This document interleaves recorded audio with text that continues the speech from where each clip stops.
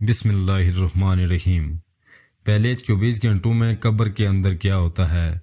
حضور اکرم صلی اللہ علیہ وآلہ وسلم کا ارشاد گرامی ہے، وہ لمحہ انتہائی دشوار گزار اور سخت ترین ہوتا ہے۔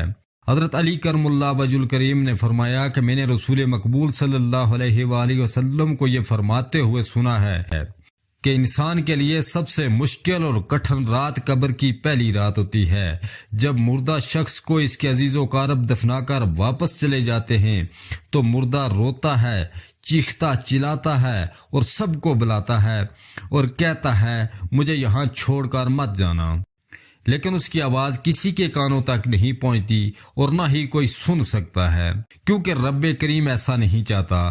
تب اس کا سامنا منکر نکیر سے ہوتا ہے، ان فرشتوں سے جو اللہ تبارک و تعالیٰ کی طرف سے بھیجے گئے ہوتے ہیں۔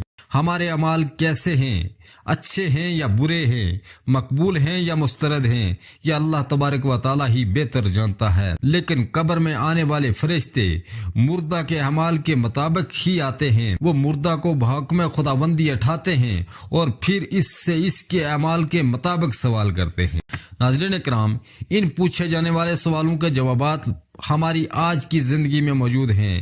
انسان کو ایک دن بالآخر مرنا ہی تو ہے، چاہے موت کم عمری میں آئے یا بڑھاپے میں، البتہ آئے گی ضرور۔ فرمان رسول مقبول صلی اللہ علیہ وآلہ وسلم ہے، قبر جنت کے باغوں میں سے ایک باغ بھی ہے اور جہنم کے گڑھوں میں سے ایک گڑھا بھی ہے۔ سارا دار و مدار انسان کے اعمال پر منحصر ہے۔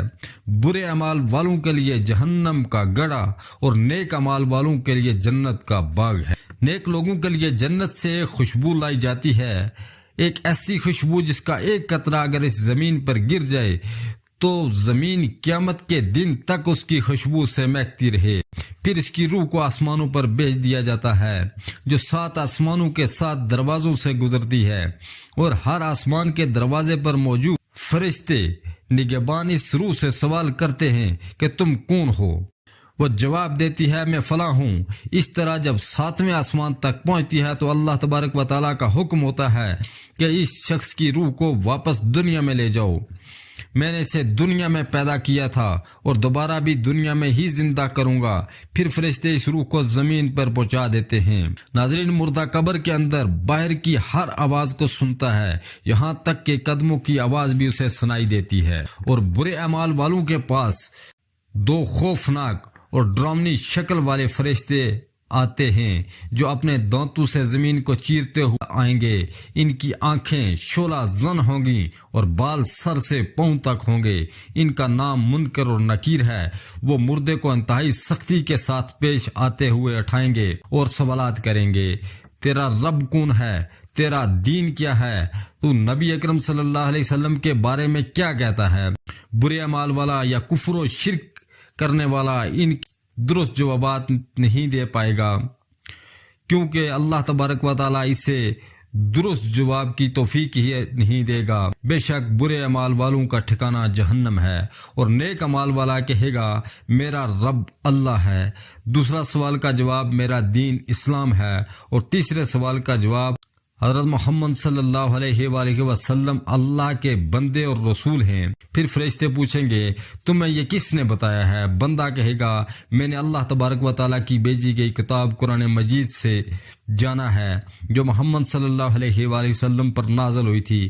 پھر غائب سے آواز آئے گی، اس نے سچ کہا ہے، اس کے لیے جنت کا دروازہ کھول دیا جائے تاکہ اسے جنت کی خوشبو آتی رہے، اور قبر کو تحت نگاہ کشادہ کر دیا جائے، اور یہ دروازہ اس کے لیے بروز قیامت تک کھلا رہے گا۔ اللہ تبارک و تعالی ہمیں اپنی اس زندگی میں قبر کی تیاری کرنے کی توفیق عطا فرمائے اور برے اعمال سے بچائے، سچ بولنے اور رزق حلال کھانے کی توفیق عطا فرمائے، صراط مستقیم پر چلنے کی توفیق عطا فرمائے۔ ناظرین، ملتے ہیں نیکسٹ ایک نئی معلومات کے ساتھ، تب تک کے لیے اللہ نگہبان۔